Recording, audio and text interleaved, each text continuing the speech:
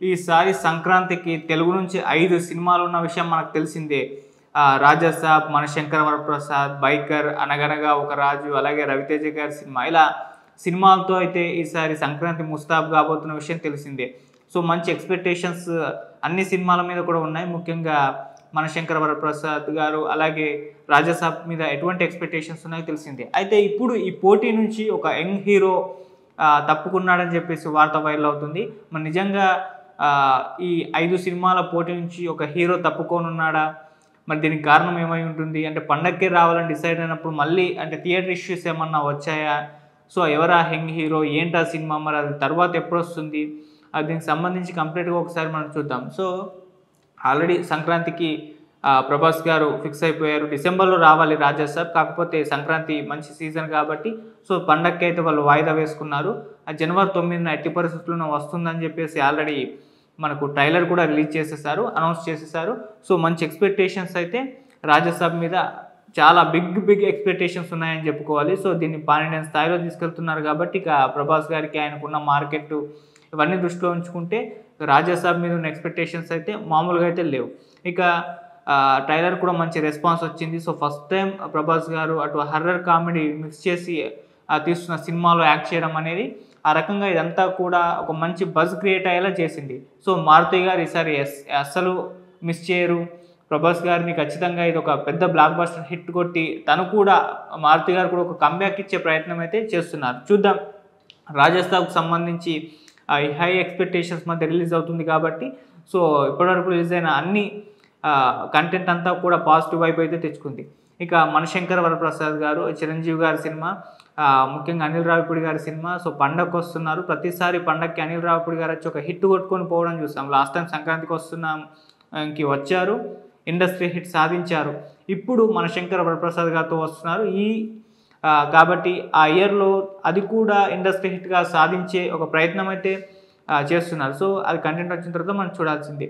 అటువైపు ఆ సినిమాకున్న బజ్ మామూలుగా లేదు. ఎందుకంటే అనిల్ రావిపూడి గారు అటు సినిమా షూటింగ్ ఒక పక్క నడుస్తూనే మరో పక్క ప్రమోషన్స్ కూడా సైమల్టేనియస్గా నడుస్తూ ఉంటాయి రెండింటిని కూడా. ఆల్రెడీ ప్రమోషన్స్ అంటే సినిమా ఇంకా 3 నెలల టైం ఉన్నా కూడా ఏ స్థాయిలో మనం చేస్తున్నారో చూస్తూ వస్తున్నాం. మీసాల పిల్ల ప్రోమో రిలీజ్ చేశారు. ఆ తర్వాత ఫుల్ సాంగ్ ఎప్పుడు వస్తుందా అని చెప్పేసి దానికి సంబంధించి ఒక వీడియో చేశారు. మళ్ళీ మీసాల పిల్ల సాంగ్ రిలీజ్ అయ్యి అది విపరీతంగా వైరల్ అయిపోవడం, అందరూ ఎగబడి రీల్స్ చేసేయడం, సో అందరి నోట సాంగ్ మొత్తం కూడా నానడం, ఇవన్నీ కూడా మనం చూసాం. సో అలా మనశంకర వరప్రసాద్ గారి పైన అయితే మంచి బజ్ క్రియేట్ అయ్యేలా అనిల్ రావిపూడి గారు అయితే శ్రద్ధ తీసుకుంటున్నారు. సైమల్టేనియస్గా దీనికి సంబంధించిన ప్రమోషన్స్ అయితే చేస్తూ వస్తున్నారు. సో ఈసారి పండగకి ఒక మంచి హిట్ అయితే ఇవ్వాలని చెప్పేసి ఆయన ఫిక్స్ అయి ఉన్నారు. సో ఆల్రెడీ అనిల్ రావిపూడి గారు మనకు తెలుసు వింటేజ్ హీరోల్ని ఎలా చూపిస్తున్నారో, వాళ్ళకి ఎటువంటి హిట్స్ ఇస్తున్నారో. భగవంత్ కేసరి చూసాం, బాలకృష్ణ గారికి పెద్ద హిట్ ఇచ్చాడు. సంక్రాంతికి వస్తున్నాం సినిమా అసలు ఎవరు కూడా ఎక్స్పెక్ట్ చేయలేదు 300 కోట్ల సినిమా కలెక్ట్ చేస్తుందని, కానీ కలెక్ట్ చేసింది. సో అలా ఇండస్ట్రీ హిట్ సాధించింది. ఇప్పుడు మనశంకర వరప్రసాద్ గారు కూడా సో అలా బజ్ ఏర్పాటై ఉంది కాబట్టి సో ఆ సినిమా మీద మంచి అంచనాలు అయితే ఉన్నాయి. ఇక ఈ 2 సినిమాలతో పాటు ఇంకొక 3 సినిమాలు శర్వానంద్ గారు బైకర్, అలాగే నవీన్ పొలిశెట్టి అనగనగా ఒక రాజు, అలాగే కిషోర్ తిరుమల గారి డైరెక్షన్లో రవితేజ గారు యాక్ట్ చేస్తున్న ఒక సినిమాలో కూడా ఆ సినిమా కూడా పండగకే రానుందని తెలుస్తుంది.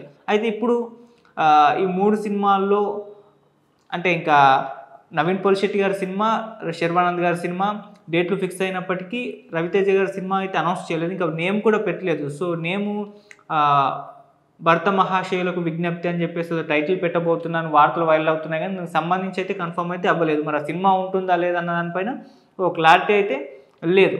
ఇక ఈ రవితేజ గారి సినిమా పక్కన పెడితే అటు బైకర్ శర్వానంద్ గారిది, అలాగే నవీన్ పొలిశెట్టి గారిది అనగనగా ఒక రాజు. అయితే ఈ సినిమాలో వీళ్ళు మినిమం కంటెంట్ ఇస్తారు, మంచి సినిమాలు వీళ్ళకి తీస్తారని పేరుంది. ముఖ్యంగా నవీన్ పొలిశెట్టి గారి దగ్గర నుంచి కొంత గ్యాప్ వచ్చింది సినిమాలు రాక.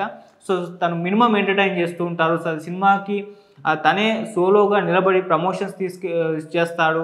సో జనాల్లోకి తన సినిమాని తీసుకెళ్ళాలా అన్ని రకాలుగా ప్రయత్నాలు చేస్తూ ఉంటాడు. జాతిరత్నాలకు చేశాడు, మిస్టర్ పొలిశెట్టికి తను ఒక్కడే నిలబడి ప్రమోషన్స్ చేయడం మనం చూస్తాం. సో అలా తన సినిమాని జనాల్లోకి విపరీతంగా తీసుకెళ్తాడు. ఆల్రెడీ మనం దీపావళికి చేసిన వీడియో కూడా విపరీతంగా వైరల్ అయిపోయింది. అలా ప్రమోషన్స్ చేయడంలో తన సినిమాని మొత్తం కూడా పెద్దగా జనాల్లోకి తీసుకెళ్లడంలో నవీన్ పులిశెట్టి ముందుంటాడు. ఆ విషయం మనకు ప్రత్యేకంగా చెప్పాల్సిన పని లేదు.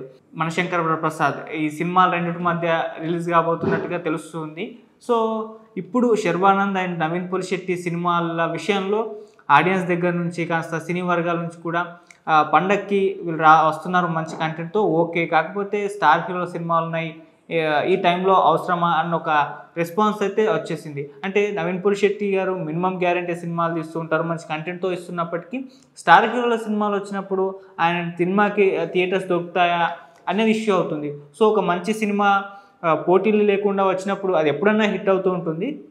సో అందుకోసం చెప్పేసి పోటీ లేనప్పుడు రిలీజ్ చేసినప్పుడు కూడా ఆ సినిమా ఎలాగో కంటెంట్ ఉంటుంది కాబట్టి మంచి హిట్ అయితే సాధిస్తుంది. ఈ పోటీలోనే ఆ సినిమా కంటెంట్ ఉన్న ఒక్కోసారి థియేటర్లు దొరక్క పోయిన సందర్భాలు ఉన్నాయి కాబట్టి అందుకోసమే వేరే డేట్ అయితే అలా అంటే 2 భారీ సినిమాలు ఉన్నాయి కాబట్టి వీటి మధ్య ఒకవేళ చిన్న సినిమాలు మీడియం రేంజ్ హీరోల సినిమాలు వచ్చినప్పుడు ఎంతో కాస్త థియేటర్ ఇష్యూస్ ఇబ్బంది పడతాయి. మళ్ళీ జనాలు కూడా ఎక్కువ విపరీతంగా స్టార్ హీరోల సినిమాలకి వెళ్తూ ఉంటారు కాబట్టి ఫస్ట్ డే సెకండ్ డే అయితే ఫుల్గా వాళ్ళకే పోతూ ఉంటుంది.